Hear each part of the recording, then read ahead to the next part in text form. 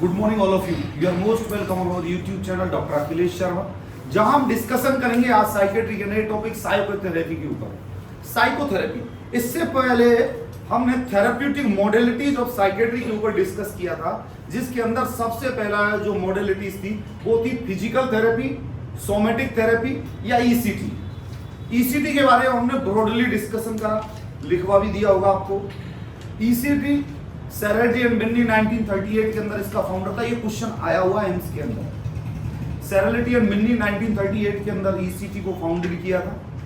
उसके बाद ईसीटी दो तरीके की होती है, यूनिपोलर और बाइपोलर। दो तरीके के दो टाइप्स होते हैं इसके, डायरेक्ट और मॉडिफाइड टाइप्स यूनिपोलर और बाइपोलर होते हैं, और दो तरीके से दी जाती है, डायरेक्ट और मॉडिफाइड। इसके अंदर जैसे मेडिकेशंस, बेटा आजकल जैसे क्या पेपरों का लेवल चेंज होने लगा है, तो पहले जो क्वेश्चंस आते थे ना वो ऐसे आ जाते थे, ईसीटी किसको दी जाती है, कहाँ दी जाती है। अब हम लोग भी बहुत दिन से क्वेश्चंस देख रहे हैं, तो अब क्या क्वेश्चनों का लेवल चेंज होगा तो क्या क्वेश्चंस बनेंगे। ईसीजी के अंदर एट्रोपिन कितनी दी जाती है, 0.6 mg per kg body wait, क्या काम करती है, म्यूकस सिक्रेशन को प्रिवेंट करती है, बेगल स्टिमुलेशन को रोकती है, ये एट्रोपिन का काम हुआ। Succinylcholine muscle relaxant, thiopental sedative, succinylcholine 0.6 mg per kg body weight, thiopental 150 to 250 mg per kg body weight. तो बेटा इन तीनों ड्रग्स को आपको याद करना है कि ये तीनों ड्रग्स कौन कौन सी है, किस काम में आती है। यदि आपसे ये पूछा जाए which muscle relaxant is utilized during ECT, तो आपको पता होना चाहिए कि सक्सिनिलकोलिन मसल रिलैक्सेंट है, थायोपेंटोल सेडेटिव है, म्यूकस सिक्रीशंस को एट्रोपिन रोकती है। बाकी इंडिकेशंस मैंने आपको बताए। कॉन्ट्रा इंडिकेशंस कहां कहां नहीं देते। आप कभी भी डायबिटिक पेशेंट को, फ्रैक्चर के पेशेंट को, प्रेगनेंसी के दौरान, इंट्राक्रेनियल प्रेशर ज्यादा हो उस दौरान, या कोई कार्डियक डिजीज हो उसको, या कोई सिंड्रोम हो उसको, इस कंडीशन के अंदर हम उसे ईसीटी नहीं देते। ईसीटी के हमने लेवल्स पढ़ लिए। अब हम डिस्कशन करते हैं, नेक्स्ट जो टॉपिक आता है बेटा हमारा साइकोथेरेपी। जब हम साइकोथेरेपी की बात करते हैं बेटा, ये साइकोथेरेपी के अंदर सबसे पहला जो क्लासिफिकेशन आता है बेटा वो आता है इंडिविजुअल साइकोथेरेपी। जब हम इस इंडिविजुअल साइकोथेरेपी के अंदर डिस्कशन करते हैं तो सबसे पहले आता है बेटा साइको एनालिसिस। साइको एनालिसिस, दूसरा जो हमारा वर्ड आता है बेटा वो आता है हिप्नोसिस, और जो तीसरा जो शब्द आता है हमारा वो आता है एब्रिएक्शन। तीसरा जो वर्ड आता है बेटा वो क्या है, एब्रिएक्शन। और एक नेक्स्ट एक वर्ड जो आता है बेटा वो है हमारा रियलिटी थेरेपी। मैं इनके बारे में थोड़ा थोड़ा सा एक एक लाइन में मैं आपको बताऊंगा, तो उससे आपके माइंड में इमेज क्रिएट हो जाएगा। रियलिटी थेरेपी, नेक्स्ट आ गया हमारा इनसाइट साइकोथेरेपी।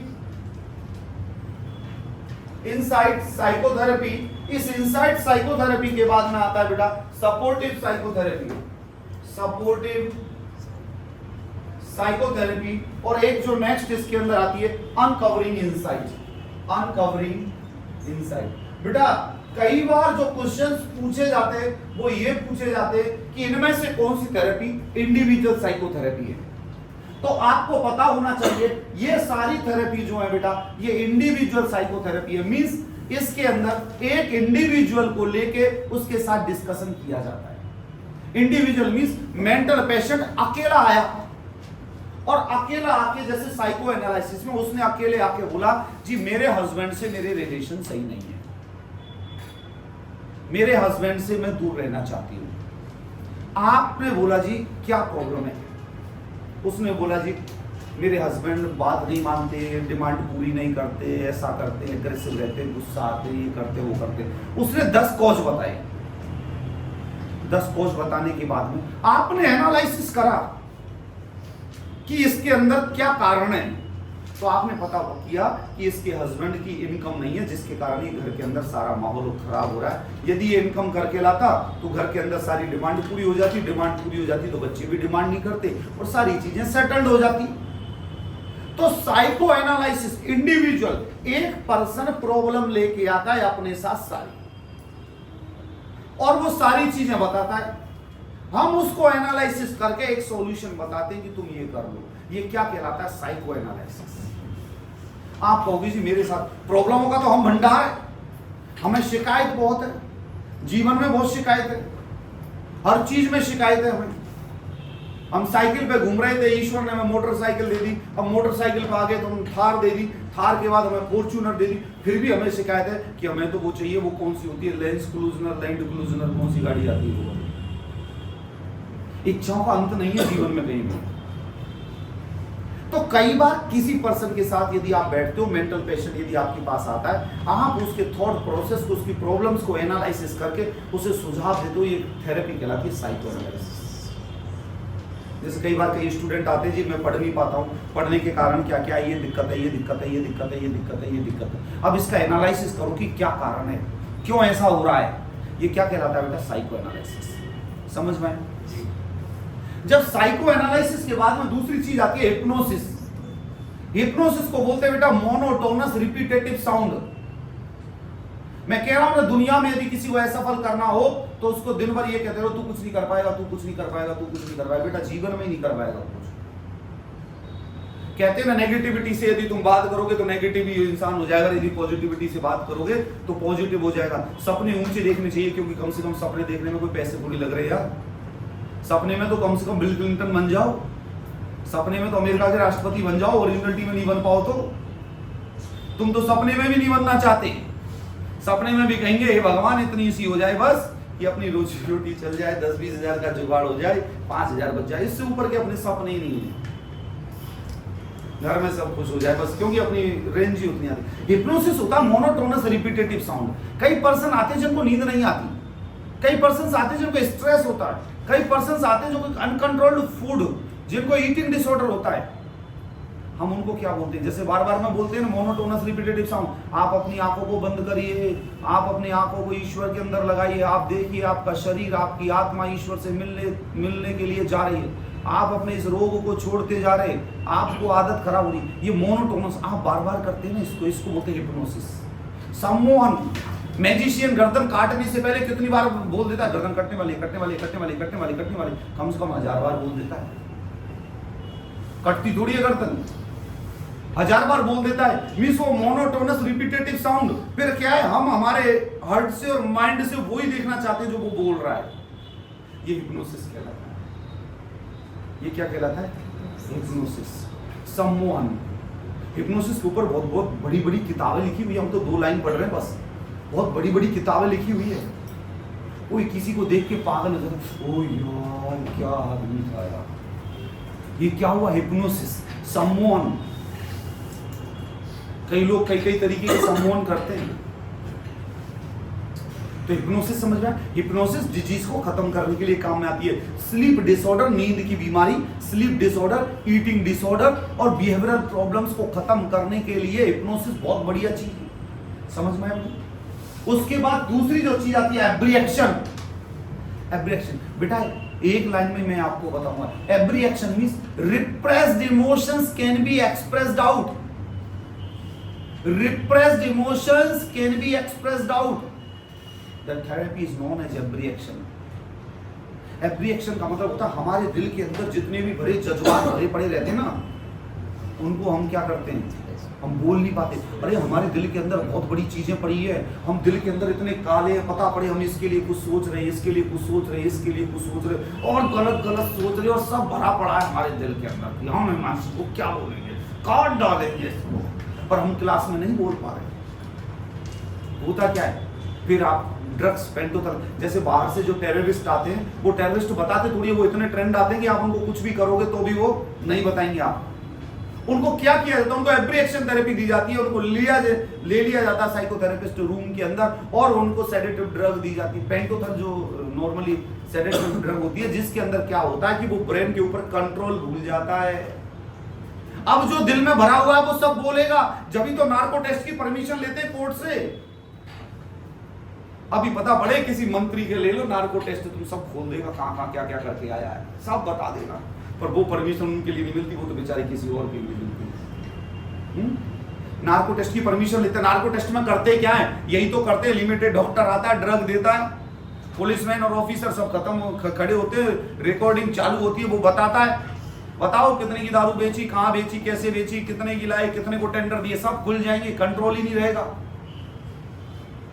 पर वो तो सब एक भाई बंदे सब आपस में, अब की तू अगली बार मैं, हम तो सब भाई बंदा, हमें तो करना ही है, बाकी लड़ने के लिए पब्लिक है ही, हमें तो शाम को मिलना है। तो बेटा एवरी एक्शन का कहने का मतलब है repressed emotions can be expressed out. आपने मेंटल पेशेंट और मेंटल हॉस्पिटल्स आप गए होंगे, आपने देखा होगा बहुत सारे पेशेंट ऐसे हैं जो बचपन से ही वहां पे एडमिटेड है हॉस्पिटल में। आपने उनसे कारण पूछा होगा तो वो लोग कारण नहीं बता पा रहे, क्योंकि कोई उनसे बात करता ही नहीं। अरे बात करने से दिल हल्का हो जाता ना। और दूसरा एग्जांपल, रोने से दिल हल्का हो जाता है। रोने में क्या होता है, जो दिल के अंदर भरा हुआ जज्बात होता है ना, तो वो बाहर निकल जाता है। जैसे फीमेल होती है ना घर के अंदर,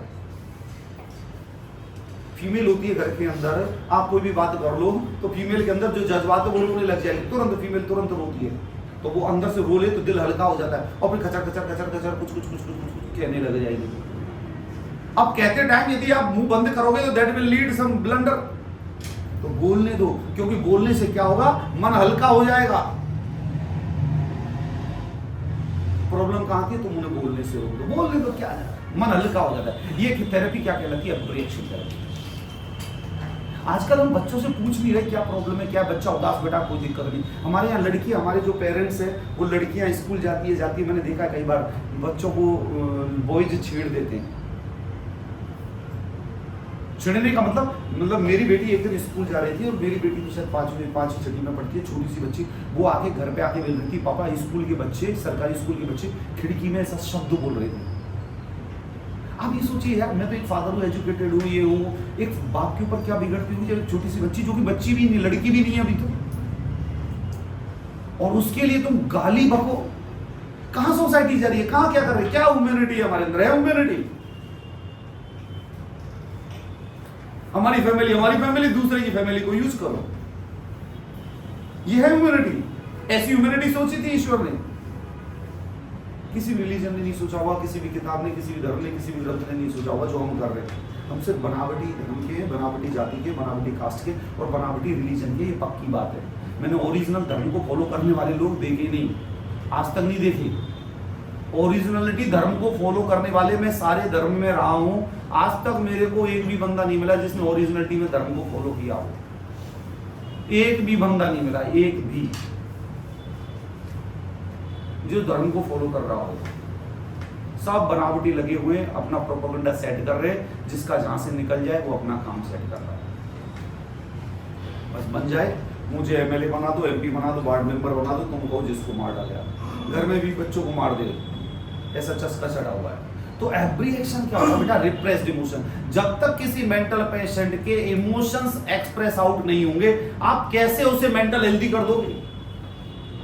एक यंग एज की लड़की आई, यंग एज की लड़की आने के बाद में वो आंसुओं से बैठी बैठी रो रही है, मेंटल हॉस्पिटल में केस, और आप उससे पूछ नहीं रहे क्या प्रॉब्लम है, क्या चाहिए। आपने बोला ये लो लिथियम खा लो, लिथियम लीड माइंड स्टेबल हो गया, थोड़ी देर बाद दोबारा लग गई वो इंडिस्पेंसिबल।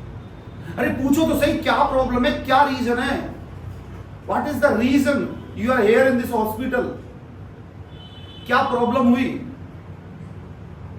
क्या दिक्कत आ गई? तो बेटा ये सारी एवरी एक्शंस को एक एक लाइन में मैं बता रहा हूं, repressed emotions can be expressed out. समझ आ रहा है? दिल में दबी हुई चीजें बाहर निकल जाती है।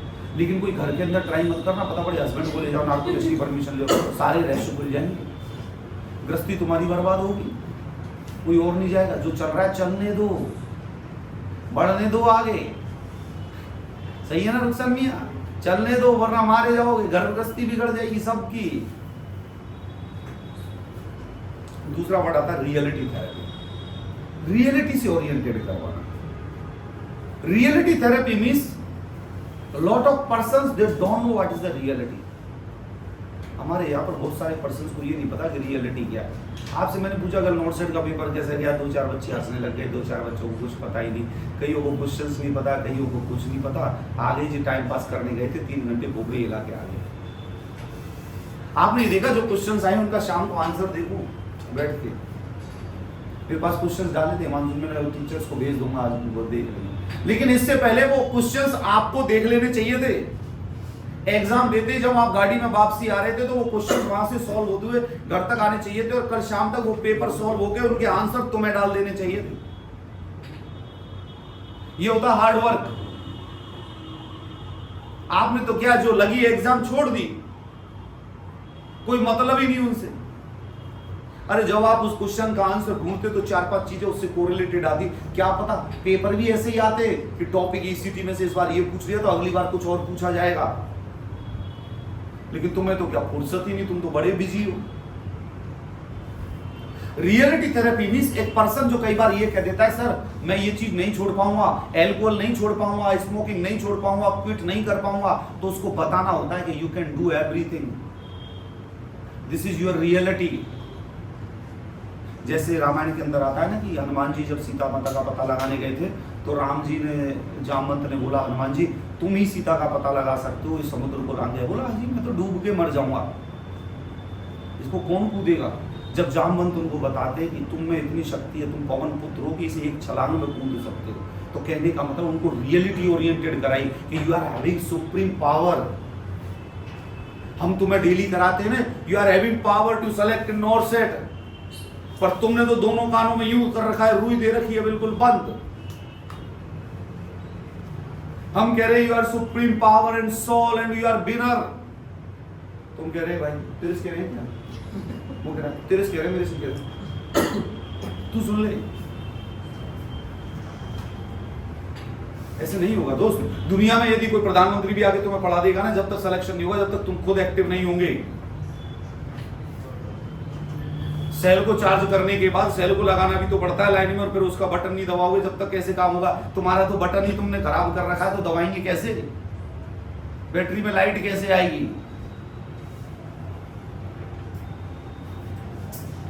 तुमने पढ़े शोएब, तुमने पढ़ाई करी कल नोट सेट के पेपर के बाद, देखे क्वेश्चंस, क्या देखे थे सारे क्वेश्चन। आज आंसर डालना तुम शाम को, साहब ये सारे आंसर शोएब डालेगा आज शाम को, सब वेट करना। कितने बजे तक डाल दोगे? 5। ये डालने की चीज नहीं है यार, तुम डालोगे, तुम मेहनत करोगे, तुम सीखोगे ना, तो अपने आप कोई चीजें आएंगी। तो रियलिटी थेरेपी मींस कई बार पेशेंट ये बोलते हैं कि मैं इस चीज को नहीं कर पाऊंगा, ये मेरे साथ प्रॉब्लम है, मैं ऐसा नहीं करूंगा, ऐसा नहीं करूंगा, तो उनको रियलिटी ओरिएंटेड कराया जाता है। कई बार कई लोग बिजनेस के अंदर फेल हो जाते हैं और उसके बाद लॉस के अंदर वो परेशान हो जाते हैं। जैसे बीच में मुझे लॉस हुआ, मैं बड़ा परेशान था, टेंस्ड था। मैंने बहुत सारे बंदे देखे हैं उनको मेरे से भी बड़ा लॉस हुआ है और वो भी आज खड़े हुए हैं। तो मैंने बोला नहीं यार, हम भी खड़े हो सकते हैं, कोई लॉस की क्या दिक्कत। तो रियलिटी कई लोग छोड़ते नहीं जी, अब तो ये शमशान में जाके छूटेगी। कई वालों को, दारू पीने वालों को देखा हो, एल्कोहल वालों को, सिगरेट वालों को, बोला जी अब तो शमशान में छूटेगी, 4 बंद हो गए। उनको समझाओ तुम पहले भी छोड़ सकते हो। ये क्या हुआ? Reality orientation. उसके बाद दूसरा आता है बेटा insight psychotherapy. Insight, develop the insight. Who are you, where are you, what happened to you, आप कौन हो। मैं बहुत बार मोटिवेशंस की क्लास लेने जाता हूँ, मोटिवेशंस में सबसे पहला क्वेश्चन मेरा ही होता है हु आर यू। तो कई लोग तो यूं छुप के नीचे कर लेते, भगवान ही पूछ नहीं ले मैं कौन हूँ। हम लोगों को असलियत में, मैं तुमसे अपने आप से क्वेश्चन कर रहा हूँ, जो मैं क्वेश्चन कर रहा हूँ ना अभी, क्योंकि वीडियो चल रही है तो मैं तुम सबसे क्वेश्चन नहीं कर रहा, तुमको भी नहीं पता होगा who are you, where are you, इस दुनिया में क्यों पैदा हुए हो, क्या करना है तुमको, है इस क्वेश्चन का जवाब। इस क्वेश्चन का जवाब ढूंढ लोगे ना तो तुम एक्टिव हो जाओगे। जी हम तो ऐसे ही है कि घर वालों ने कर दिए, निकल गए जी, हम तो आ गए। हु आर यू, हम साहब अखिलेश शर्मा जी है। वेयर आर यू, यहाँ बैठे, ये जवाब नहीं हुआ। आप क्यों आए हो यहाँ पे? कुछ करने के लिए, कुछ डिफरेंट करने के लिए, कुछ समाज को प्रूव करने के लिए, कुछ समाज को देने के लिए। इस दुनिया को छोड़ के जाओ तो कुछ नाम बनाने के लिए तो आए हो कि ऐसे यहाँ चंगीलाल जी आए और चंगीलाल जी गए। चंगीलाल जी ने बीच में कुछ नहीं किया। तो पढ़ना स्टार्ट कर दो यार, तुम तो बिल्कुल ऐसे, तुम्हारी वजह तो मुर्दा भी हिलेगा, तुम तो उससे भी गए भी थे। मुर्दे को भी इतना बोल दोगे तो वो भी एक झपट्टा मार देगा, हिलो जी मैं हिल लिया। Insight psychotherapy means develop insight in the patient. Patient को कोऑपरेट करना, पेशेंट को समझाना, पेशेंट को अंडरस्टैंड करना। उसको बताना कि इसके कारण एक लड़की, एक यंग एज की लड़की आई, she is in the failure of love, और मेंटल हॉस्पिटल में आके उस लड़के के लिए चिल्ला रही है, मैं उससे प्यार करती थी, तो छोड़ी। अरे छोड़ गया तो बढ़िया है यार, पीछा छूटा और मिल जाएंगे लड़के बतेरे। भगवान ने थोड़ी साथ छोड़ दिया, एक नहीं तो दूसरा सही।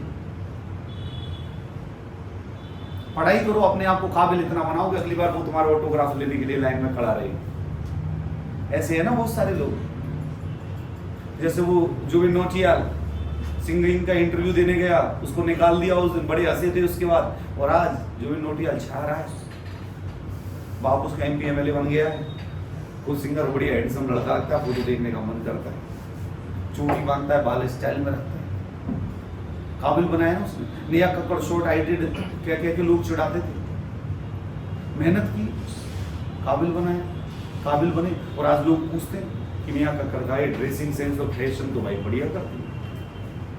तो यार इनसाइट साइकोथेरेपी का मतलब होता है develop the insight in the patient. Patient के अंदर इनसाइट कैसे डेवलप करोगे, आप उसकी हेल्प करोगे, उसको बताओगे कि आप लव फेलियर के अंदर यदि कोई आपको छोड़ के चला गया जिसके कारण आप मेंटल इल हो रहे हो, आप उसके बारे में सोचो। जिस फादर ने आपको पैदा किया, first day he is thinking, he is having some dream to you. क्यों जस्ट एक इस एज के अंदर आने से 1 साल में कोई लड़का आके और तुम्हें पागल बना के चला गया। यदि आप उसका डेली ऐसे ही करोगे, जब जाके तो इनसाइट डेवलप होगी। जब ही तो कई बार भाग के लव मैरिज कर लेते हो, लव मैरिज करके जब लड़की माँ बाप के पास में आ जाती है तो लड़का बार बार करता है भगवान माइंड डिवोर्स कर दी, पूरा दूसरे दिन तो लग जाएगा केस उल्टा, क्योंकि वो प्रॉपर साइकोथेरेपी देते हैं उस दौरान, और वो साइकोथेरेपी एक्टिव हो गई तो तुम्हारी थेरेपी खराब हो जाएगी। तो साइकोथेरेपी मींस वो उस टाइप पे हिप्नोसिस भी करते हैं, मोनोटोनस रिपीटेटिव साउंड वो भी करते हैं, वो इनसाइट डेवलप करते हैं, इमोशंस पैदा करते, और फिर वही आके बोल देती जी मैं तो क्या नहीं करती, मेरे को जबरदस्ती ले गई जी। अब लड़का अंदर, बोले घर का अकेला चिराग था अंदर हो गया। दीपक जेल के अंदर जला हुआ दीपक, फिर इंतजार करता है, वो माँ बाप भी कहते हैं। इनसाइट का कहने का मतलब बेटा develop insight in the patient. बहुत सारे पेशेंट जब आप आओगे ना बेटा, तो मेंटल पेशेंट को आप देखोगे, they will not maintain eye contact. बहुत सारी चीजें आपकी आंखें और आपका चेहरा बता देता है कि आप क्या सोच रहे हैं, क्या कर रहे हैं। ऐसा है, ऐसा है। जैसे फीमेल के पास सेंस ऑर्गन होता है कि कौन कैसे देख रहा है, उसको पता पड़ जाता है आइज के मूवमेंट से। फीमेल आगे बैठी है, तुम पीछे से उसको गलत तरीके से देख लेना, उसको पता पड़ जाए कोई पीछे से देख रहा है। That is the extra power God has given to the girl. कौन कैसे? तो बेटा इनसाइड साइकोथेरेपी का पता पड़ा। डिजीज से फाइट करने के लिए तुम कर लोगी, इनसाइट डेवलप करो, बताओ उसको, अंडरस्टैंड करो, उसको बताओ ये कारण बहुत छोटा है तुम्हारी मेंटल हेल्थ के लिए। तुम कौन हो वो भूल जाते। अच्छी हॉकी प्लेयर या अच्छी कोई प्लेयर किसी चीज के कारण मेंटल इल हो गई और हॉस्पिटल में आ गई, उसको बताओ तुम कौन हो। तुम गेम को खेलने वाली हॉकी प्लेयर हो जो कितने बड़े मैच खेलती हो, तुम एक छोटे से कारण के आके आप मेंटली इल हो गई हो, तुम पहचानो अपने आप को, तुम कौन हो। ये होता है इनसाइट। समझ में आ रहा है मेरे बेटे? दूसरा सपोर्टिव साइकोथेरेपी। सपोर्ट तो हम लोग देते ही है ना। जैसे दानिश बोले सर मेरा 500 का नोट गिर गया, मैं क्या करूँगा? चलो कोई बात नहीं यार, दानिश गिर गया क्या, तुम वैसे बहुत पैसे वाला आदमी। ये क्या हुआ? Supportive psychotherapy. अब हिमांशु ने बोला जी मेरे गिर गए, तो हिमांशु में क्या बोलूँ, अरे तू तो तेज आदमी, तू तो तेरे 500 गिरे, तू किसी और के गिरा के ले लेगा।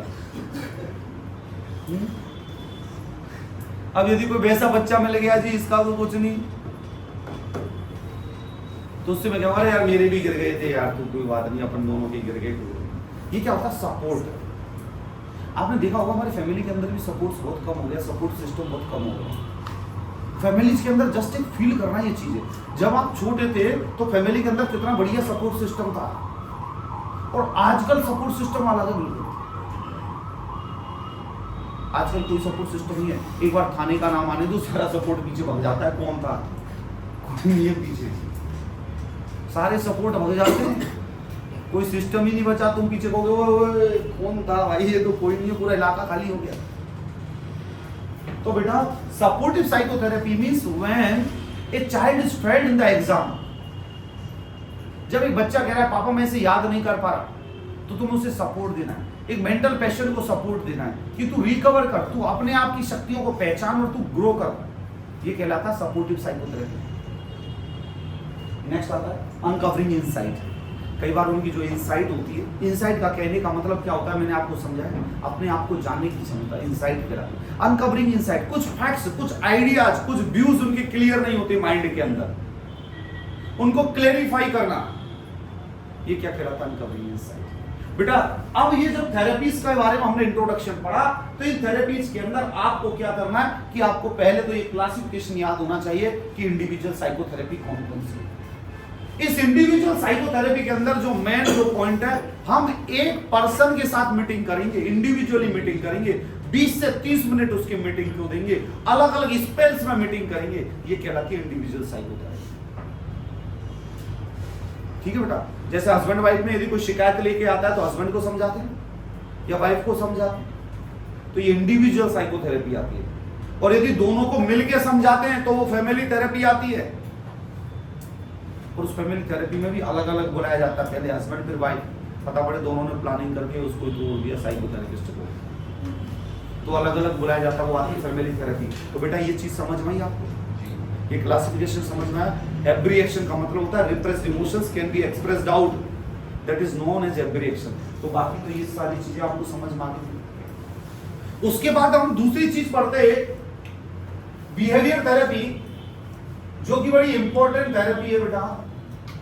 बिहेवियर थेरेपी के अंदर सबसे पहले आता है बेटा बिहेवियर मॉडिफिकेशन। बिहेवियर मॉडिफिकेशन का कहने का मतलब ये है, जैसे कोई बच्चा नाखून खाता है या थंब सकिंग करता है तो उसकी मां से आंख दिखा देती है, वो हाथ कर लेता है। Modify, change the abnormal behaviour या maladaptive behaviour into adaptive behaviour. Maladaptive behaviour को एडेप्टिव बिहेवियर चेंज करने के लिए जो थेरेपी दी जाती है उसको क्या बोलते हैं, बिहेवियर मॉडिफिकेशन। अभी कोई नाखून काट रहा होता है तो मैं बीच में बोल रहा हूँ, उधर देख गया, थोड़ा सा समझ गया नाखून काट रहा हूँ, सर ने देख लिया तो वो तुरंत हाथ हटा लेता है। घर के अंदर कई बच्चे थंब सकिंग करते हैं, थंब सकिंग को दूर करने के लिए क्या किया जाता है, बिहेवियर मॉडिफिकेशन थेरेपी। माँ या तो कुछ बांध देती है हाथ में, या कड़वाट लगा देती है, या आंखें गुर्राएगी, या जैसे मुंह में रहेगी था चांटा पड़ेगा। Behaviour modification.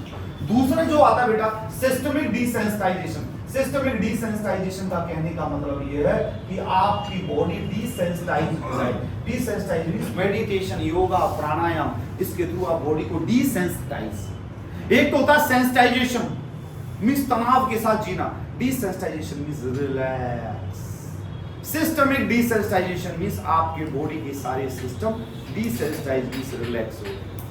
जो थर्ड आता है बेटा वो आता है एवर्जन थेरेपी। एवर्जन थेरेपी किसको दी जाती है भाई रुखसान? एल्कोहल वाले पेशेंट को डाइसल्फिरम या एपोमोर्फिन ड्रग दी जाती है।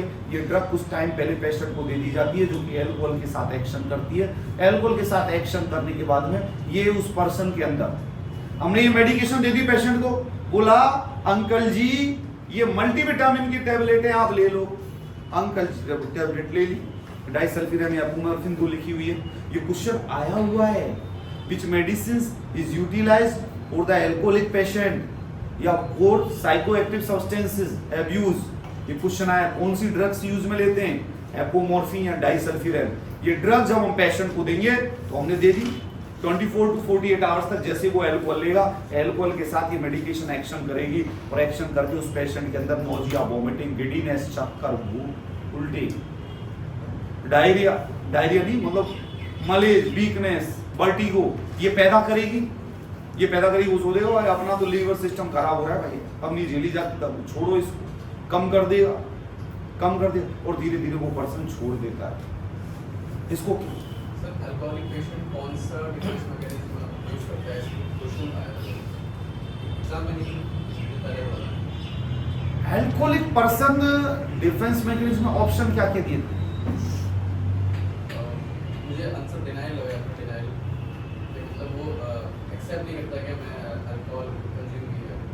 नहीं वो डिनाइल तो राइट आंसर नहीं होगा, क्योंकि अल्कोहल जो पीता है उसको सब पता होता है कि मैं ले रहा हूँ अल्कोहल। वो पूरी तरीके से डिनाइल तो कर ही नहीं पाएगा, क्योंकि उसकी तो बदबू आ रही होगी, उसको पता है अपना मेंटल लूज हो रहा है। अल्कोहल पर्सन तो भागता है। तुम अल्कोहलिक वाले पर्सन को पकड़ोगे और उसने अल्कोहल ले रखी है तो वो भागता है सबसे पहले। जैसे कई बार यदि गाड़ी पी रखी, गाड़ी चला रहा है कोई बंदा और उसने अल्कोहल ले रखी है और एक्सीडेंट कर दिया तो वो गाड़ी छोड़ के भागता है पहले। एक्सेप्ट करना नहीं करना तो वो अलग है, वो भागता है। घर के अंदर आगे तुमने अल्कोहल कर ले रखी है कोई बार, वो तुरंत घर से भी भागेगा, वो भागता है अल्कोहल वाला तो सबसे पहले। हाँ, डिनाइल आप कह सकते हो, वो मना करता है जी मैंने तो नहीं ले रखी, वो डिफेंस मैकेनिज्म यूटिलाइज करता है। ये क्वेश्चंस पूरा मेरे को बताना, फिर देखते हैं इसको, क्योंकि अलग अलग कंडीशंस पे अलग अलग चीजें होती है ना। एक तो हो जाता है कि यदि कोई पर्सन टेंशन में आके अल्कोहल यूज करके आया हुआ है और वो आके यदि अपने घर में आके उसकी वाइफ मना कर रही है तो वो डिस्प्लेसमेंट कर देता है, रिप्रेशंस वो छोड़ देता है, स्ट्रांगली डिनाइल। अल्कोहल के लिए केज क्वेश्चन फॉर्म किया जाता है और अल्कोहल के पर्सन को ये पता होता है कि हाँ मैं अल्कोहल ले रहा हूं और ये मेरी हेल्थ को बेकार है, जब भी तो उसको एडिक्टिव बोला जाता है। जब भी तो उसको एडिक्टिव बोला जाता है। एडिक्शन का मतलब ही क्या है? नॉर्मल कोई बेटा सुनिए, जब हम इन सेंटेंसेस के ऊपर डिस्कशन करते हैं तो एडिक्शन का मतलब क्या है कि स्ट्रांगली अर्ज या feeling to take that thing, मुझे अंदर से इच्छा है उसे लेने की, उसी को तो एडिक्शन बोला जाता है। कोई पर्सन टाइम बीइंग अल्कोहल लेता है तो उसको तो एडिक्शन बोलेंगे नहीं। एडिक्शन तो जो बोलेंगे नहीं डेली शाम को चाहिए, घर के अंदर कोई काम है वो नहीं मुझे तो चाहिए, ये कहलाता है एडिक्शन। तो एवर्जन थेरेपी के अंदर डाइसल्फिरन और एपोमोर्फिन जब ड्रग हम देंगे उसको तो वो पर्सन उसके साथ एक्शन करेगी, एक्शन करने के बाद उस पेशेंट के अंदर सिम्टम्स पैदा करती है जिसको बोलते हैं एवर्जन थेरेपी। इसके बाद नेक्स्ट आता है असर्टिव ट्रेनिंग थेरेपी। असर्टिव का मतलब होता है एनकरेज करना। जैसे पड़ोस में लड़ाई हो गई, हस्बैंड वाइफ दोनों खड़े हुए थे, हस्बैंड ने कुछ बोला नहीं तो वाइफ घर के अंदर आके कैसे बोलेंगे, हाँ तुमने हिम्मत नहीं थी ना, उसको जवाब देते पता पड़ता। वहां तो चुप हो गए थे, चुपचाप खड़े हुए सुन रहे थे कि क्या बोल रही क्या नहीं बोल रही। फिर हस्बैंड कहता नहीं अब मैं जा रहा हूँ, लाओ बताऊँ मैं क्या बोल के आता हूँ, मैं सरी फाड़ के आता हूँ उसका। ये क्या हुआ? Assertive, encourage. मेंटल पेशेंट यदि शांत बैठा हुआ तो हम उसे एनकरेज करते कि नहीं आप ऐसा नहीं, आप ऐसा करो, आप एक्शन क्यों नहीं करे, आप डिप्रेसिव क्यों हो रहे हो। इसको बोलते हैं असर्टिव ट्रेनिंग, एनकरेज। आप बात करो ना, आपके दोस्त हैं, आपके वार्ड में यदि हम मरीज सब एक साथ रह रहे हो तो एक दूसरे के फ्रेंड है, इनके साथ खेलो। हमारे यहाँ मेंटल पेशेंट के लिए सर्विसेज बहुत पुअर है। यदि हम आप देखेंगे ना तो यूके यूएस के अंदर मेंटल पेशेंट के लिए बहुत अच्छी सर्विसेज है। मेरी क्लासमेट अभी यूके गई है, लंदन के अंदर है, बहुत अच्छी फैसिलिटीज है वहाँ पे। और मेंटल सर्विसेज की फैसिलिटीज बढ़ानी चाहिए गवर्नमेंट को, क्योंकि अब जो समय आ रहा है ना वो ऐसा आ रहा है कि मेंटल पेशेंट्स बहुत बढ़ेंगे। फिजिकल तो डॉक्टर बहुत हो गए, अब तो एमबीबीएस रसिया कजाकिस्तान सब जगह से एमबीबीएस आ रहे हैं और एमबीबीएस डॉक्टर बहुत हो गए। फिजिकल इलनेसेस के लिए बहुत डॉक्टर हो गए, बहुत नर्सेज हो गए, लेकिन मेंटल एस्पेक्ट्स पर कोई नहीं सोच रहा है। हर घर के अंदर 100 में से 90% फैमिलीज के अंदर शांति नहीं है। 90% बता रहा हूं मैं, 90% आप लोग सरप्राइज करेंगे। 90% फैमिली के अंदर बैठ के लोग एक साथ खाना नहीं खा सकते, एक खाना खा के जा रहा है तो दूसरा खाएगा, ये कंडीशन, ये सब मेंटल इनसफिशिएंसी का है। हम बच्चों को ट्रेंड नहीं कर रहे कि आपको क्या डिफेंस मैकेनिज्म लेना है, कैसे आपको कोऑपरेट करना है और कैसे आपको कोप अप करना है। हम जस्ट एक फैक्ट्री के अंदर तैयार कर रहे हैं, सैलरी बढ़िया होनी चाहिए, बस सैलरी बढ़िया होनी चाहिए। एक दिन मेरी एक से बात हो रही थी, बोला यार लड़के की शादी करनी है, जो आता है वो पूछता है क्या कहते हैं पैकेज कितना है, पैकेज कितना है। कोई ये नहीं पूछता लड़का पीता है, लड़का खाता है, लड़का कैसा है, घर कैसा है, बाप कैसा है, मेरी लड़की शांति से रहेगी नहीं। बोला जी पैकेज कितना है, बोला पैकेज 2 करोड़ का है, ले लो लड़की, चाहे कुछ भी करता हो लड़का। बात पैकेज की है। पहले के लोग कम खा लो 10,000 में भी जिंदगी निकल जाएगी, लेकिन लड़का रिश्ते निभाने वाला होना चाहिए, ऐसा मेरा व्यू है। तो assertive training therapy means patient को एनकरेज करना कि वो अपनी उस थॉट प्रोसेस से बाहर निकले, उन प्रॉब्लम से वो बाहर निकले। अब निर्भया कांड के आरोपी सारे मर गए ना, सबने सुसाइड कर ली, सबने सुसाइड कर ली। क्यों कर ली सुसाइड सबने? जेल के अंदर जाना, जेल के अंदर जाने के बाद और मेंटल हेल्थ बनाए रखना बहुत बड़ी चीज है अपने आप। अभी एक लड़का, एक सीधा साधा गरीब लड़का अभी जेल के अंदर गया है, कोई लड़ाई हो गई होगी, उसने ईंट फेंक दी, गरीब लड़का था, पैसे देने को नहीं थे, उसे जेल पहुंचा दिया। मैंने बोला वो डॉन बन के आएगा उनसे, अब वो ईंट भी मारेगा, पत्थर भी मारेगा और कोई कुछ कर भी नहीं पाएगा। पूरी ट्रेनिंग हो जाएगी उसकी आती, सब सर्किल बना के आएगा। असर्टिव ट्रेनिंग थेरेपी मींस यदि कोई पर्सन, जैसे इस किताब के अंदर भी लिखा है कि कोई टिमिड, कोई कायर पर्सन, देखो इस किताब में भी लिखा हुआ है कि यदि कोई टिमिड, कोई कायर पर्सन है तो वो कायर पर्सन को हम उसे ट्रेनिंग दें, उसे एनकरेज करें कि वो एंग्जियस हो और वो प्रॉब्लम सॉल्व हो जाए। ये असर्टिव ट्रेनिंग थेरेपी आ गया। हिंदी में इसको बोलते हैं एनकरेज, असर्टिव को बोलते हैं एनकरेज, ठीक है बेटा।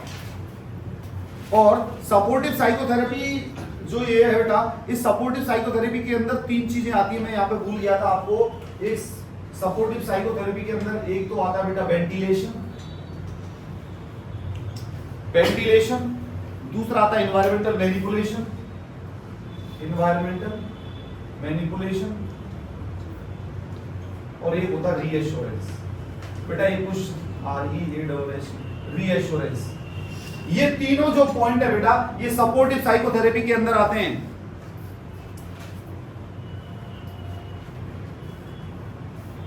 Means ventilation means ventilate their feelings. Patient कुछ बोलना चाह रहा है, आप सुनो तो सही, वेंटिलेट तो करने दो, उसे अपनी प्रॉब्लम बताने तो दो, वो बताएंगे उससे पहले बोला चुप रहे, हम बता रहे हैं, हमारी सुनो। वेंटिलेट बहुत जगह फैमिलीज के अंदर वेंटिलेट नहीं करने दे बेटा, जितना वेंटिलेट फीलिंग्स हो जाएंगी उतना पर्सन कूल हो जाएगा। कई बार हम काम करते हैं, मार्केट में रहते हैं, कई पर्सन आते हैं एग्रेशन आइडिया में, हम ये मुस्कुराते रहते हैं। बोलो भाई, वेंटिलेट करो अपनी फीलिंग्स को। वो बहुत कुछ बोलते हम भी इधर उधर रहते हैं, हाँ चलो 10-15 मिनट बाद कहते हैं जी अब मेरी सुन लो तुम, जब तक वो वेंटिलेट हो गया होता है। वेंटिलेशन मींस जो उसके अंदर जो चीज दबी हुई है वो बोल के बाद खत्म कर। ऐसा ही होता है, शो ऐसा ही करता हूँ।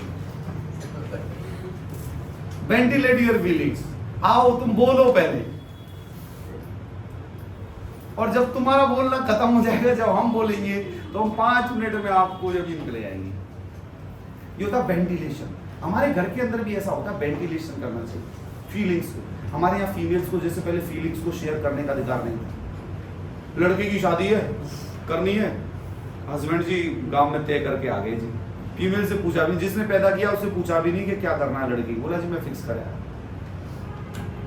बोला तुझे कपड़े लाने, ये भी मैं मेल डिसाइड करेगा कि तुझे अब होली आ गई, दिवाली आ गई, तुझे कपड़े ला के दूंगा, ये मैं डिसाइड करूंगा। फीमेल कुछ बोला है, बोला चुप रहे। हमारे यहाँ लेडी जब बोलती नहीं है, वो बोलना वो चुप, बच्चा बोले आप पापा वो चुप चुप। ये क्या हुआ? वेंटिलेशन कहाँ? उसको फीलिंग्स वेंटिलेशन। अरे जब तक पेशेंट अपनी प्रॉब्लम नहीं बताएगा, जब तक आप कैसे आइडेंटिफाई कर पाओगे? तो वेंटिलेशन करना, वेंटिलेशन मींस फीलिंग्स को शेयर करना, बोलने देना, खुला एनवायरनमेंट प्रोवाइड करना, भड़ास निकाल देना। उसके बाद आता है एनवायरमेंटल मैनिपुलेशन। शादी के बाद लोग हनीमून को जाते हैं ना, तुम भी जाओ, जाओ। ये क्या होता है? Environmental manipulation. महीने भर शादी चलती है, शादी के अंदर अड़चने आती है, लोग क्या क्या करवाते हैं, रस्में होती है रिश्तेदार पता पड़े रात को सोने भी नहीं देते, दिन में जगने नहीं देते। उसके बाद घर वाले कहते हैं जाओ जी भाई तुम हनीमून पे चले जाओ। ये क्या होता है जी? Environmental manipulation. कि जो तनाव, जो शादी वादी की जो स्ट्रेस और टेंशन थी, वो दोनों जाए एकांत में जाके अपना टाइम पास करे, घूम करके वो आ जाए। इसको क्या कहते हैं बेटा? Environmental manipulation. ये चीज बच्चे गर्मियों में नाना नानी के यहाँ जाते हैं। हमारा तो ये एनवायरमेंटल मैनिपुलेशन था भैया कि गर्मी आ गई जाओ नानी के पास। हमारा तो ये एनवायरमेंटल मैनिपुलेशन होता था। अब तो गर्मियों में लेके जाते हैं ना, अब तो पैसे आ गए। जैसे अब मेरे पास भी पैसे रहते थोड़े बहुत, तो मैं भी कहता हूँ चलो बेटे अब हम जून में जम्मू कश्मीर चलेंगे। और जब गांव में रहते तो क्या होता है? एनवायरमेंटल मैनिपुलेशन, नाना नानी का घर होता है। तो एनवायरमेंटल मैनिपुलेशन मींस बेटा एनवायरमेंट को मैनिपुलेट करना। जैसे घर में हाउसवाइफ होती है, घर के अंदर काम करती है, वो 2-3 दिन मायके चली जाती है, मायके जाने के बाद एनर्जी आ जाती है, फिर वापस आती है। ये क्या होता है? Environmental manipulation. वो जाती है, खुश रहती है, 3-4 दिन रहती है, फिर दोबारा आ जाती है तो अच्छे मूड में आती है। Environmental manipulation. गवर्नमेंट, हर सरकार अपने एम्प्लॉय को घूमने के लिए टिकट देती है कि जा भैया तू घूमा। हर साल 2 साल में घूमने के पैसे देती है कि जाओ भैया तुम अंडमान जाओ। हम घूमे आए अंडमान, सिक्किम, गैंगटॉक घूमे आया। अब हम जम्मू कश्मीर जाने की सोच रहे हैं कि हम जम्मू कश्मीर जाए, तो टिकट फ्लाइट का सरकार देती है। तो सरकार क्यों देती है? सरकार देती है जाओ तुमने बहुत काम किया है, तुम एनवायरमेंट मैनिपुलेट करके आओ और वहां से आओ तो तुम दोबारा डबल प्रोडक्टिविटी से काम करो। हमारे हॉस्पिटल के पेशेंट को भी एनवायरमेंटल मैनिपुलेशन किया जाता है। जो मेंटल पेशेंट रहते हैं उनको पार्क में ले जाया जाता है, बाहर घुमाया जाता है, पिक्चर दिखाने लेके जाया जाता है, कहीं पिकनिक पर लेके जाया जाता है। ये थेरेपीज क्या एनवायरमेंटल मैनिपुलेशन है, जो पेशेंट के स्ट्रेस और टेंशन को रिजॉल्व करने के लिए काम में आती है। समझा मेरे दोस्त? रीएश्योरेंस तो मैंने बताया, आश्वस्त करना बार बार। रीएश्योरेंस, नहीं तुम कर सकते हो। बोला सर मेरे पे नहीं होगा, मैं बहुत थक चुका हूँ। Reassurance, reassurance, assured assured. जैसे मेरा जो छोटा भाई है वो लगातार कंपटीशन की प्रिपरेशन कर रहा था। सिंपल बीएससी करने के बाद 6 साल उसने प्रिपरेशन की। 6 साल के बाद उसका बैंकों में सिलेक्शन हुआ। अभी तो senior branch manager Canara bank में, लेकिन बार बार वो होपलेस हो जाता था। एश्योर किया जाता नहीं नहीं you can prove yourself. I side एक साइड की पुअर हो गई बिल्कुल। ऑक्सफोर्ड डिक्शनरी फ्रंट पहले पेज से लास्ट पेज तक याद हो गई। यदि वो किसी कैटेगरी में होता तो आईएएस होता। अभी senior branch manager Canara bank के अंदर। मींस वो बंदा रीएश्योर, जैसे बच्चा होपलेस या हेल्पलेस होने की सोचे तभी आप उसे एनर्जी दो, नहीं आप और पढ़ो और पढ़ो और पढ़ो और समझो। रीएश्योर करना, रीएश्योरेंस बहुत जरूरी है। जब तो मैं आता हूँ क्लासेस के अंदर आके बहुत सारी टॉपिक के साथ बातें करता हूँ कि आप लोग इतने मदमस्त हो जाए, लेकिन यार तुम लोगों को तो ज्ञान देने के बाद कुछ फर्क नहीं होता। तुम तो वैसे जैसे गांव के अंदर भैंस को नहला देते हैं ना, तो वो पानी जैसे डालते हैं तो वो तुरंत ही नीचे से निकल जाता है, साइड में होके, ऊपर एक बूंद नहीं रहती। और 2-4 जो पूंछ में लगा रह गया तो वो भी यूं कर करके वो उसमें भी झाड़ देती। तो भाई सीख लो ना। मैंने तो नहलाई है भैंसे, मैंने तो चरा ही भैंसे। सही बता रहा हूँ, मजाक नहीं कर रहा। ये ड्यूटी रहती थी घर पे, घर वाले भेजते थे, छोटे छोटे से थे। जब हम कपड़े तो रहते थे बनियान चड्डी पहन के निकल जाते थे, भैंसों के पीछे लटकते लटकते, पूछ के लटक रहे, कभी किसी के लटक रहे, कभी बैठ जाते थे। तो यार आप तो बहुत ज्यादा प्रोडक्टिविटी कर सकते। मेरे को जब बड़ा ताज्जुब होता, क्योंकि अब तो मेरे बच्चे भी दिल्ली के, मुझे जब बड़ा सरप्राइज, कल मैं एक दुकानदार से बात कर रहा, मैंने बोला दिल्ली के बच्चे तो कंपनियों में नौकरी करने के लिए पैदा हो रहे हैं। सरकारी तो यूपी बिहार राजस्थान के बच्चे पढ़ रहे होंगे नीम के पेड़ के नीचे, वो करेंगे नौकरी तो आगे। इनको तो पहले ही खोखला कर दो। माँ बाप की एक्सपेक्टेशन रहती है फर्स्ट क्लास में 99 ले आए, बेटा 10th तक तो 99 पे खत्म हो लेता है। वहां तो माँ बाप को ये नहीं समझ रहा, बच्चा पास हो रहा है, ठीक है जी पास हो गया 10वीं 11वीं तक मजे मार के पास हो जाता है। फिर पता पड़ता है जी अब पढ़ाई कर लो, 2-3 साल तो काम करो। आप लोग भी कहाँ पढ़ रहे हो? सारी व्यवस्थाएं तुम्हारे पास है, सारी फैसिलिटीज है, लेकिन पढ़ना तुमको ये नहीं है। कल नोट सेट का पेपर लगा था, अभी तक किसी के सॉल्यूशंस नहीं आए, किसी के क्वेश्चंस नहीं आए, किसी ने रिप्लाई नहीं करा, किसी ने क्वेश्चन नहीं देखे किसी ने कहा क्वेश्चन। देखे राय साहब कि उसको खोल लेते, एक आध क्वेश्चन खुद को नहीं, और आजकल तो गूगल बाबा भी है, बता दीजिए क्वेश्चन बोलो गूगल बाबा आंसर अपने आप दे देता है। पर पढ़ने की भी हिम्मत क्यों करे बेचारे, क्या पता हमारी जीभ घिस जाएगी। गूगल बाबा से ये भी पूछ लोगे ना, वो इज माय फादर, तो कुछ न कुछ तो आइडिया वो भी दे देगा कि ये पक्का देगा आइडिया, किसी न किसी के फादर का नाम तो दे देगा। ये चीजें समझ में बेटा therapy, assertive training therapy patient को एनकरेज करना है। कई बार जो फेल हो जाते हैं कई लोग, वो दोबारा एनकरेज होते हैं, दोबारा आगे बढ़ाते हैं उनको। ये असर्टिव ट्रेनिंग थेरेपी हो गई। असर्टिव ट्रेनिंग थेरेपी के बाद में जो हमारी थेरेपी आती है बेटा, cognitive behaviour therapy. Cognitive behaviour therapy, इस कॉग्निटिव बिहेवियर थेरेपी के अंदर हम जो पेशेंट का डिस्टॉर्टेड वे ऑफ थिंकिंग, मैंने बोला आज तो बड़ी सुंदर लग रही हो राय साहब, सर ने मेरे को आज ऐसा बोल दिया, क्यों बोला, क्या डिस्टॉर्टेड वे ऑफ थिंकिंग बता रहा हूं मैं। अरे किसी को कोई, आप जैसा सोचोगे वैसा ही व्यू आपके सामने क्रिएट होता जाएगा। आपको मैंने कुछ बोला, आपने उसे पॉजिटिव सोचा तो आपको सब कुछ पॉजिटिव नजर आएगा, और वही आपने यदि मेरे व्यू को नेगेटिव ले लिया तो आप नेगेटिव सोचोगे तो पूरा नेगेटिव का पार्ट दिखाई देगा। डिस्टॉर्टेड वे ऑफ थिंकिंग, दुनिया के अंदर आधी से ज्यादा बीमारियां खुद की सोच से पैदा हो रही है। कई बार मेरे भाई बोलते, इसका मतलब तुम मुझसे प्यार नहीं कर रहे। आप पूछ रही है 12 साल बाद, 13 साल बाद, 14 साल बाद, मैं तुमसे प्यार नहीं करता, अब तो नहीं करूंगा तो भी कोई मैटर नहीं। जब पूछने की उम्र थी जब तो पूछा नहीं, अब पूछ रही, वो क्या करें, इसका मतलब ये, इसका मतलब ये, इसका मतलब ये। डिस्टॉर्टेड वे ऑफ थिंकिंग, जिस रिलेशन को आप जैसे सोचोगे वैसा ही नजर आएगा। तो कई बार पेशेंट को क्या होता है बेटा, वो हर चीज का डिस्टॉर्टेड वे ऑफ थिंकिंग होता है कि मेरे साथ ऐसा हो गया तो मैं ऐसा कर दूं। जैसे हमारे यहाँ फीमेल के लिए होता है, जैसे बेटा मैं एक बार एक बच्ची से मिला, बहुत मासूम बच्ची, कई बार दिल रोता है। जैसे एक बार मैंने हॉस्पिटल देखा ना, 5 साल की लड़की का रेप होके आया और उसके बॉडी के यहाँ पार्ट्स पे उसको बाइट कर रखा था। ऐसे सीन देखने के बाद में आत्मा के अंदर आंसू भी आ जाते हैं कि ये प्रभु ये दिन क्यों दिखाया, ये भी इंसान है क्या। रेप दुनिया का बहुत बड़ा ऑफेंस है जिसको मैं कभी जायज नहीं मानता, ठीक है बेटी। पर हमारी सोसाइटी के अंदर भी है कि रेप हुआ है तो ओनली फीमेल का, मेल का कुछ होता नहीं। यदि इंडिया के अंदर यदि ऐसा होने लग जाए, दूसरे दिन न्यूज़पेपर में आए मेल का रेप हुआ, तो ये रेप ही बंद हो जाएंगे। एक लड़की आई, she is raped and she is telling sir ऐसा ऐसा ऐसा ऐसा हुआ है मेरे साथ। किसी के करने से तुम्हारी लाइफ डिस्ट्रॉय हो सकती है क्या? किसी के कुछ करने से तुम्हारी लाइफ डिस्ट्रॉय हो सकती है। अपने आप को प्रूफ करो और अपने आप को आगे बढ़ो। जो चीज हो गई उसको छोड़ दो, क्योंकि उसमें आप कुछ चेंज नहीं कर सकते यार। यदि आपका 500 का नोट खो गया है, चलते चलते गिरते कोई परेशानी हो गई है और तुम आगे बढ़ गए हो, तो वो खो गया तो जाने दो यार। अब तुम उसको बैठ के आगे 500 कमाओ नहीं तो क्या मतलब है? जो हो गया सो हो गया, आगे की सोचो।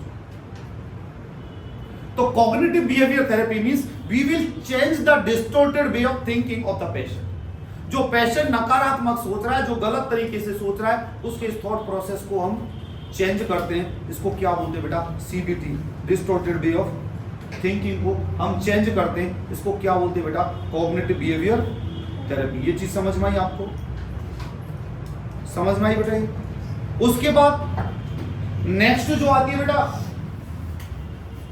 ये आती है इम्प्लोसिव। ये याद कर लेना भैया, इम्प्लोसिव या फ्लडिंग थेरेपी, ये बड़ी इंपॉर्टेंट थेरेपी है।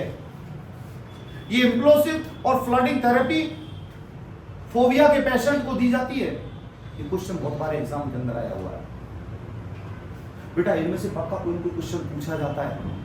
इम्प्लोसिव या फ्लडिंग, फ्लडिंग मींस जिस चीज से उसे डर लगता है आप उसी चीज से उसका मुकाबला कराओ तो वो डर उसका खत्म हो जाता है। जैसे मैंने आपको बताया ना कि किसी बच्चे को यदि रात में टॉयलेट जाने से डर लगता है तो हम बच्चे को समझाते हैं, बेटा कोई बात नहीं, तू क्यों डर रहा है? अंधेरे से डरता है? बहादुर बच्चा, खड़ा हो, ले मैं मोबाइल की लाइट जला रहा हूँ, स्विच को ऑन कर, ऑन कर दिया। बोला आप अंदर टॉयलेट के बल्ब को ऑन कर, मैं देख रहा हूँ ना, डर क्यों रहा है? ऑन कर दिया। बोला जा अंदर सुसु कर, बोला अंदर से बोला लाइट ऑफ कर, लाइट ऑफ कर। 2-3 दिन बच्चा डरेगा, चौथे 5वें दिन वो बच्चा अपने आप जाएगा, अपने आप ऑन करेगा, अपने आप अंदर घुसेगा, टॉयलेट करेगा, सो जाएगा और आपको पता भी नहीं पड़ेगा। ये कहलाती है फ्लडिंग। जिस चीज से डर लगता है उस चीज से उसका बार बार मुकाबला कराया जाए तो डर खत्म हो जाता है। पहले छिपकली से मुझे डर लगता था, छिपकली भी यहाँ दिख गई तो मैं पूरे उसमें भाई टॉयलेट में नहीं जाऊंगा या उस घर के अंदर नहीं घुसूंगा जहाँ छिपकली है। एक दिन एक मेरा दोस्त आया, बोला यार छिपकली से ज्यादा छिपकली तुमसे डरती है, तुम यूं करो वो भाग जाएगी तुरंत। बोला ये तो पेट एनिमल है, होम एनिमल है, उसको क्या बोलते हैं इंग्लिश में, वो है ये तो घरेलू जानवर हिंदी में बोलते हैं। तो मैंने बोला क्या किया जाए। अब जैसे मेरी वाइफ को बहुत डर लगता है छिपकली से, छिपकली आ जाना मीन्स घर के अंदर तांडव हो जाना। और मैंने बोला ये कोई शेर है क्या कि जंगल में पाया जाता है और जंगल छोड़ के घर में आ गया है तो डरा जाए। अरे ये घरेलू जानवर है, घर में ही रहना है इसको यार। उसका जीवन शैली ईश्वर ने ऐसा ही बनाया है। मच्छर का नेचर तुम्हारा खून चूसने के लिए बनाया है। अब तुम कहो बहुत बड़े मच्छर बहुत खाते, बहुत चूसते हैं, बहुत चूसते, बहुत। अरे बनाया ये, तुम क्या चाहते हो इस धरती से मच्छर का अस्तित्व खत्म हो जाए, एक जीव को कम कर दो। प्रिवेंशन यूटिलाइज कर, वो अपना घूम रही है उसे घूम ले, अपने प्रिकॉशंस यूटिलाइज कर, उसकी उम्र होगी वो भी निकल लेगी।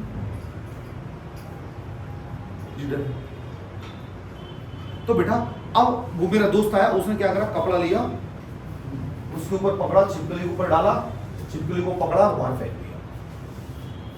और मैंने बोला भाई ये तो बड़ी अच्छी थी। बोला नहीं खाती। अब क्या करता हूँ, जिसको घर में छिपकली मिलती है वो बच्चे उससे डरते हैं, मैं लेता कपड़ा और उसके ऊपर डालता हूँ, लेकर बाहर। ये क्या हुआ बेटा, इम्प्लोसिव थेरेपी। जिस चीज से डर लगता है उस चीज से बाहर। पहले जैसे यदि हम गांव से आए थे तो गांव से आने के बाद भाई हम कहाँ रहते हैं, 4th फ्लोर पे, ऊपर से देख भगवान कहाँ रहते हैं हम यहाँ पे। अब गांव वाले को तुम कहोगे 4वीं मंजिल पे रह ले तो बेचारा डर जाएगा वो तो है? और अब हमारा नेचर कॉमन हो गया, अब हमें डर नहीं लगता। ये क्या हुआ, बार बार उस सिचुएशन से हम यदि नजदीक आते हैं, एनकाउंटर होते हैं उस सिचुएशन से, तो वो डर खत्म हो जाता है। इस थेरेपी को क्या बोलते हैं, फ्लडिंग थेरेपी, इम्प्लोसिव थेरेपी। समझ में आ गया बेटा। ये फोबिया के पेशेंट को दी जाती है, ये बिहेवियर थेरेपी का टाइप है। फोबिया के पेशेंट को कौन सी थेरेपी दी जाती है, बिहेवियर थेरेपी। और स्पेशल यदि फ्लडिंग और इम्प्लोसिव लिखा हुआ तो यही आपको कॉपी करना है। और दूसरा आ गया बेटा हमारी इसी थेरेपी के अंदर एक आ गया पॉजिटिव रीइंफोर्समेंट। पॉजिटिव रीइंफोर्समेंट, इसके अंदर सबसे पहले आ गया टोकन इकोनॉमी। Token economy. दूसरा हो गया रेस्पॉन्स शेपिंग। Response shaping. तीसरा हो गया मॉडलिंग। बेटा ये क्लासिफिकेशन आपको याद करना है, ये क्लासिफिकेशन है, कॉपी के अंदर डिक्टेट कर लो, ये याद होना चाहिए आपको। पॉजिटिव रीइंफोर्स करने के लिए सबसे पहला आता है बेटा टोकन इकोनॉमी। जैसे मैंने कल से मेरी फैमिली के अंदर यूटिलाइज करने लगा हूं मैं दोनों बच्चों के लिए। वो दोनों बहुत लड़ते हैं यार आपस में। यदि तुम पूजा पाठ करने बैठ गए तो वो दोनों भाई पूरा तांडव मचा दें। तुम्हें बीच बीच में 3-4 बार तो करनी पड़ेगी, अरे कर लेने दो, पूजा तो कर लेने दो। नहीं मानते, लड़ते हैं लोग। नहाने जाएंगे तो लड़ेंगे, ये पहले घुस गई निकल नहीं रही है, मैं घुस गया ये निकल नहीं रहा है। तो मैंने क्या बोला, मैंने कि बोला जी आज से सबको 1 पॉइंट मिलेगा। बोला फिर पॉइंट का क्या हुआ। मैंने जो अब वो वॉच मांग रहे थे जी हमें घड़ी दिलवाओ। अब घड़ी 650 रुपये। अब बच्चों को यदि हम डायरेक्ट कह देंगे, बच्चे ने डिमांड करी 650 की, हमने बोला लो होता था तो बच्चे कहेंगे पापा के पास तो बहुत पैसा उड़ाओ। हमने बोला तनख्वाह आएगी 1 तारीख को, शाम तक आती है तनख्वाह, 2 तारीख को घड़ी दिलवाएंगे हम। बोला तारीख बताओ, मैंने 2 तारीख को घड़ी आएगी। अब डेली कहते हैं मैंने 2 तारीख 2 मई, उससे पहले कहना नहीं पैसे ही नहीं है। बोला झूठ बोल रहे, झूठ क्या, कहां से। मैंने 2 तारीख को घड़ी आई, फिर बीच में बोल रहे कल जी ये करेंगे। तो मैंने बोला भाई पॉइंट मिलेगा, जिसके ज्यादा पॉइंट होंगे उसको मिलेगा जी। पॉइंट किसको मिलेगा, मैंने कि 2 तो हिंदी की राइटिंग करनी है सबको, क्योंकि इंग्लिश मीडियम वाले बच्चों की इंग्लिश बढ़िया रहती है पर हिंदी में ठस रहते हैं। जैसे हमारे बच्चे इंग्लिश मीडियम स्कूल पढ़ते हैं तो हिंदी लिखने में जोर आता है, और हम हिंदी के भक्त हैं, हमें हिंदी लिखने में प्यार आता है। तो मैंने बोला हिंदी की राइटिंग 2 पन्ने डेली शाम को मेरे पे चेक करवाएगा, अपनी माँ का कहना मानेगा, और जो खाना खाएगा प्रॉपर तरीके से, और अल्लाह नहीं करेगा उसको शाम को 1 पॉइंट मेरे से डायरी में लिखवा लोगे तुम। तो कल बेटी को 1 पॉइंट लिख दिया मैंने, तूने काम करा, तुम मेरी बात मानी 1 पॉइंट। तो कह रहा है मुझे भी दे दो 1 पॉइंट, मुझे भी दे दो इसमें। ये क्या हुआ? ये हुआ बेटा टोकन इकोनॉमी, कि तुम 10-15 दिन काम करो, घड़ी तो दिलवानी है, इस बहाने 10 दिन तो काम कर लोगे, 10 दिन तो राइटिंग कर लोगे, उसके बाद दिलवानी तो आई। ये टोकन, ऐसे मेंटल पेशेंट्स को टोकन दिया जाता है कि हाँ हमारे इस वार्ड में कौन काम करेगा, हम उसे ये चीज देंगे। कई पेशेंट ऐसे होते हैं मेंटल पेशेंट को, अब तुम मेंटल पेशेंट को क्या है कि पहले तो बांध के भी रख लेते थे, पर जब से कोलकाता इधर एक घटना घट गई थी कि मेंटल हॉस्पिटल में आग लग गई थी और सारे उसमें जितने भी पेशेंट थे वो जल गए अंदर, जब से मेंटल पेशेंट्स को बांध के नहीं रखा जाता है, रीस्ट्रेंट बैन कर दिए। तो अब क्या है कि जो एग्रेसिव रहते हैं उनको जेल के अंदर कर देते हैं, जेल टाइप में बना रखा है, उसके अंदर वो घूमते रहते हैं। तो कई पेशेंट, मेंटल पेशेंट को तुम राजा टॉर्चर नहीं कर सकते क्योंकि ऑलरेडी टॉर्चर हुआ है। तुम कहोगे नालो शेविंग, कल बोला नहीं करूंगा मैं, तुम मुझसे रिक्वेस्ट करनी, तुम्हें उसे समझाना है, यही तो तुम्हारी स्किल्स है। बोला कर लेना यार, बोला जी मेरे को तो एक सिगरेट चाहिए, जब भी करूंगा। अब उसने रख दी सिगरेट की डिमांड, किसी ने रख दी पिक्चर देखने की डिमांड, किसी ने कह दी पार्क में देखो, किसी ने कहा जी मुझे दही बल्ले खिलाओ जब भी मैं काम करूंगा। तो ये क्या है कि हम उसे बोलेंगे हाँ भैया तू 7 दिन अपनी ये केयर कर, हम तुझे संडे को सिगरेट भी देंगे। सिगरेट का कहने का मतलब ये है कि यदि हम वो पर्सन ऐसी डिमांड भी करे तो हमें उसे पूरी करने की कोशिश करेंगे, क्योंकि यदि वो 7 दिन अपने पर्सनल हाइजीन और डेली रूटीन और इनको वो मेंटेन कर लेगा तो हम वो एक यदि उसे दे देंगे तो वो ज्यादा हार्मफुल नहीं है रादर देन दिस थिंग। और यदि वो खाने की, पीने की या घूमने की डिमांड करेगा तो हम उसे पूरा कर देंगे। ये कहलाती है टोकन इकोनॉमी। जैसे घर के अंदर पहले मैं बोलते थे ना इस बार फर्स्ट आ जाएगा तो हम साइकिल दिलवा देंगे, हम फर्स्ट ही नहीं आए कभी। तुमने बोल तो दिया कि साइकिल दिलवाएंगे, कई बच्चे ऐसे होते हैं तुम बोल दो तो फिर आते और नहीं है। जैसे मोहित को बोल दिया है, मोहित यदि तेरा सिलेक्शन हो गया हम तुझे बुलेट दिलवा देंगे, बोला सिलेक्शन होगा तो दिलवाओगे ना, तुम ही घूम लेना बुलेट पे। यदि मोहित सिलेक्शन हो जाए आज तो मैं सही बता रहा हूं शाम को इसका भाई फॉर्च्यूनर ला के दे दे इसको, पक्की बात है। सिलेक्शन हो जाए इसका बाप इसे फॉर्च्यूनर दे देगा, पर इसको सिलेक्शन कराने की मस्ती है ना, फॉर्च्यूनर दे देंगे इसके पिताजी।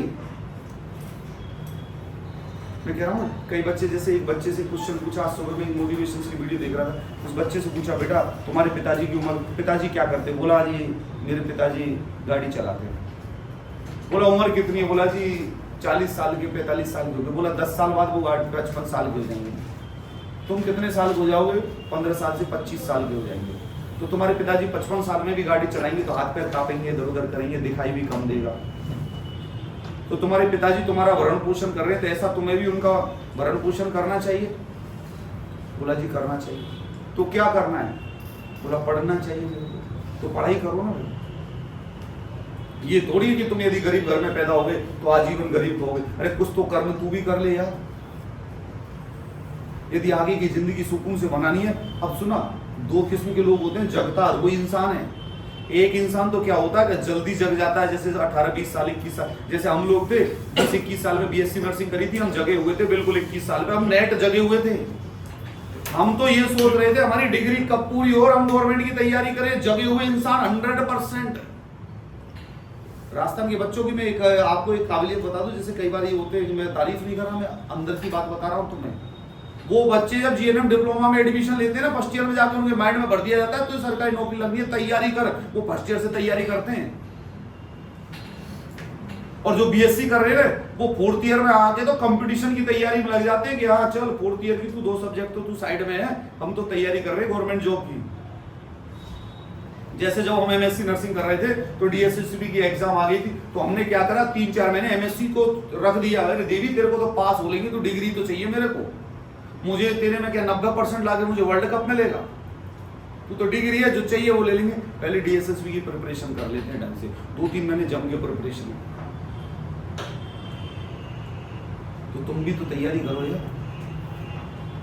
तो टोकन इकोनॉमी, रेस्पॉन्स शेपिंग क्या होता है? टोकन इकोनॉमी समझ में आया? हम कोई रिवार्ड, एक टोकन फिक्स कर रहे हैं। रेस्पॉन्स शेपिंग चीज, जैसे कोई बच्चा म्यूट है, बोल नहीं पा रहा, हम उसको बोलते हैं बोलो पा पा, लिप्स को एक बार यूं बोलो पा पा।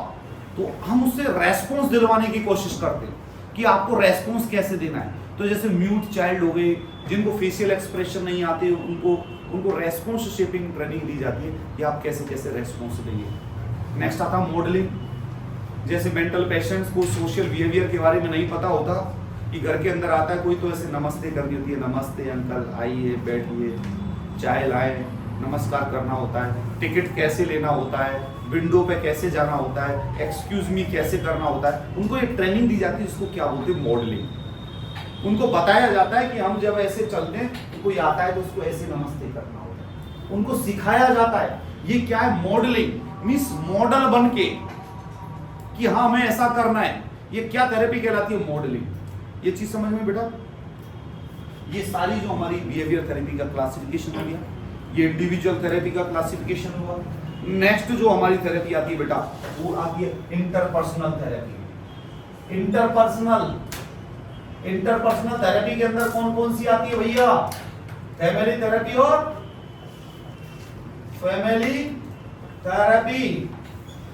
और ग्रुप थेरेपी। फैमिली थेरेपी का मतलब है distorted way and pattern of family. बेटा बाप को गाली दे रहा है, बाप माँ को गाली दे रहा है, माँ बच्चे को गाली दे रहे, ये क्या होता है, डिस्टॉर्टेड, किसी को पता नहीं किसका क्या रिगार्ड है। Family therapy, family therapy means respect to their family views, family pattern को सुधारना, ये फैमिली थेरेपी कहलाती है। मैराइटल थेरेपी नहीं बेटा, ये ग्रुप थेरेपी अलग है, मैराइटल थेरेपी, ग्रुप थेरेपी नहीं आएगा बेटा, सॉरी। मैराइटल थेरेपी बेटा एक बहुत बड़ी सरप्राइजिंग बात बताऊं, हमारे इंडिया के अंदर 99% लोग मैं अपनी शादी से खुश नहीं है। तुम अपनी माँ से जाके भी पूछोगे ना कि बाप से सही शादी हुई तो वो भी होगी, अरे मैं तो फंस गई तेरे बाप के चक्कर में, तेरा नाना आया था यहाँ पे और इसको पकड़ा गया, इनके बाप ने ऐसे ऐसे झूठ बोल दिया और मेरा काम बिगड़ गया। तुम ये सोचो, वो माँ बोल रही है जो राम भजन करने जाने को तैयार हो रही है, 50 साल 60 साल की बूढ़ी माँ, वो कह रही है तेरे बाप से गलत शादी हो गई, means she is not satisfied. और दुनिया में मैंने तो बहुत बीवियों से पूछा है यार, आर यू हैप्पी, भाई साहब के साथ खुश हो, किसी से पूछ लो, मेरी वाइफ से भी पूछोगे तो भी यही रिप्लाई आएगा। अब कारण दुनिया में सबके अलग अलग है, तुम्हारी भी होगी वो भी ऐसे बोलेगी, अब बता रहा हूं, अभी हुई नहीं है, होगी तो भी ऐसे बोलेगी, क्या पता यार। मैराइटल थेरेपी, मैराइटल डिसहार्मोनी आजकल बहुत हो गई। मैराइटल डिसहार्मोनी के बहुत सारे पैटर्न्स है, बहुत सारे बिहेवियर है, बहुत सारी सोशल साइंस उसके पीछे लगी हुई है।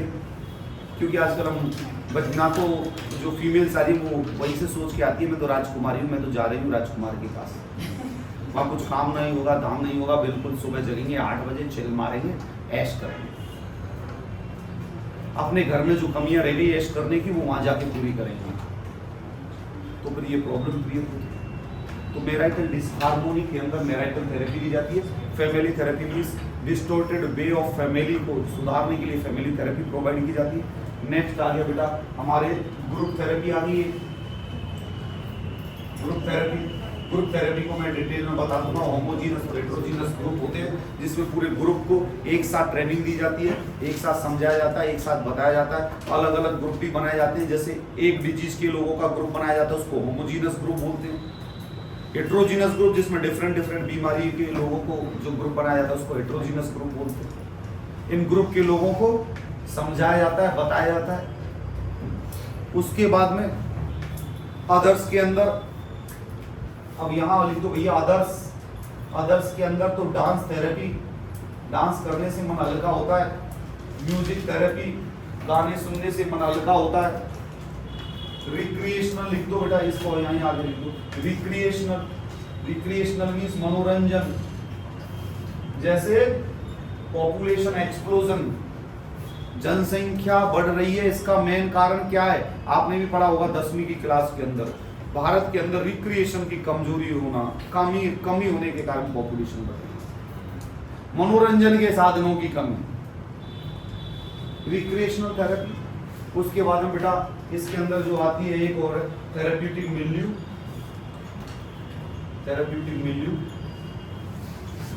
या मिल्यू थेरेपी। आप ये याद कर ले बेटा। तो ये क्लासिफिकेशन आपके समझ में आ गया होगा मेरे दोस्त कि हमारे साइकोथेरेपी के अंदर सबसे पहले इंडिविजुअल साइकोथेरेपी के अंदर psychoanalysis, hypnosis, abreaction, reality therapy, insight psychotherapy, supportive psychotherapy, uncovering insight, ये यहां तक है बेटा इंडिविजुअल के अंदर।